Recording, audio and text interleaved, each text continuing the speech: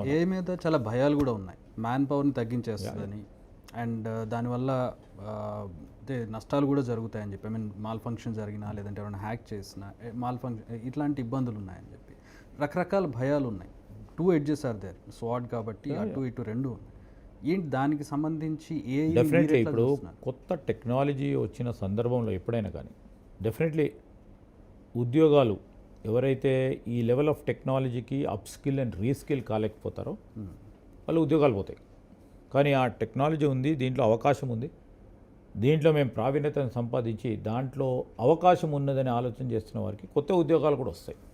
So మీరు చెప్పినట్టు it's a double edge swat.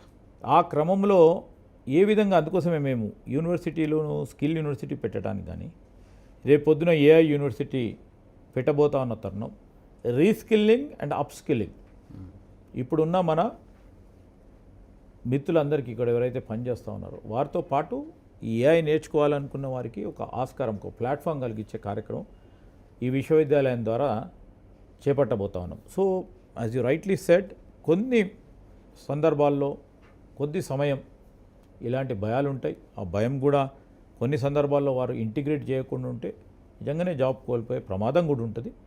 ఆ ప్రమాదాన్ని ఏ విధంగా అధిగమించాలో ప్రభుత్వం ఒక పాలసీ నిర్ణయం ప్రకారం ఈరోజు మేము స్కిల్ యూనివర్సిటీలో పెట్టే కోర్సులు కానీ లేకు ఏఐ యూనివర్సిటీ అని మేము ఏర్పాటు చేస్తూ ఉన్న ఈ స్కూల్లో ఖచ్చితంగా ఈ అప్ స్కిల్, రీస్కిల్ ఆర్ కొత్త కోర్సెస్ని ఇంట్రడ్యూస్ చేసి మనకున్న మేధాశక్తిని ప్రపంచ స్థాయిలో ఏఐ లెవెల్ స్కిల్ ఫోర్స్ని తీసుకెళ్లే ఒక ప్రయత్నం.